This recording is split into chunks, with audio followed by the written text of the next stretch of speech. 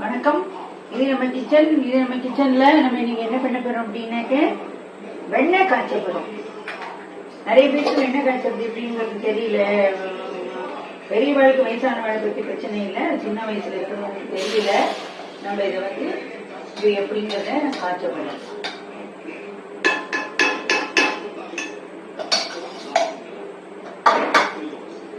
ஒரு ஏன் சுட வச்சுட்டு மேலெல்லாம் கொட்டியாச்சு. நம்ம காய்ச்சல் எப்படின்னு நான் சொல்றேன். சில பேர் இதுலயே என்ன காய்ச்சல் என்ன பண்ணுவாங்கன்னா முருங்கைக்கீரை ஒரு கொத்து போடுவா, இல்லை அப்படின்னா கருவேப்பிலை ஒரு கொத்து போடுவா.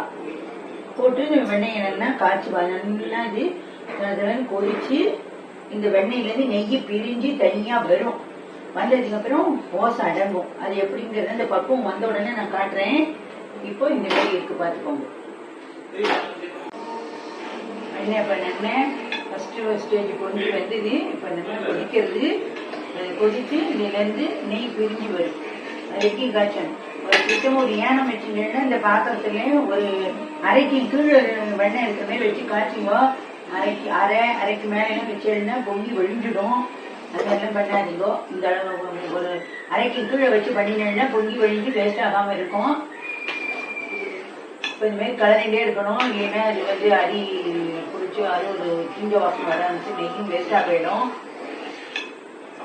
நம்ம நெய்யா வாங்க கூட இந்த மாதிரி வெண்ணெய் வாங்கி நெய் காய்ச்சறது பெட்டர். நல்ல வாசனையாகவும் மனமாகவும் இருக்கும்.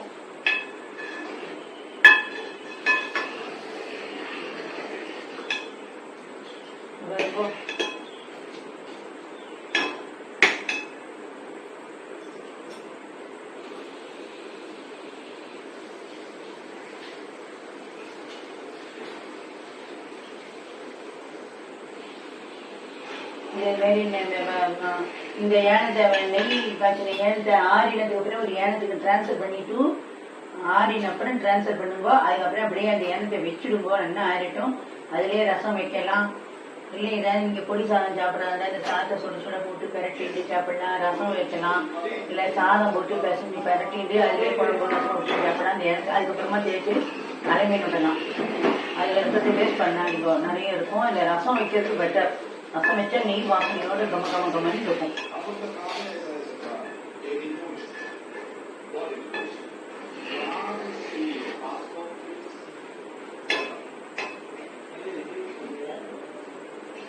நல்லா நெய் பெரிய இந்த வாசனை கமகமான்னு வருது. நெய் காய்ச்சிற வாசனை.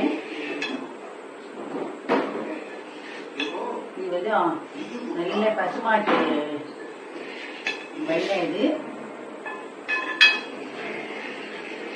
இது கலரிலே இருக்கணும். பக்குவம் வரட்டும், நான் காட்டுறேன் உங்களுக்கு.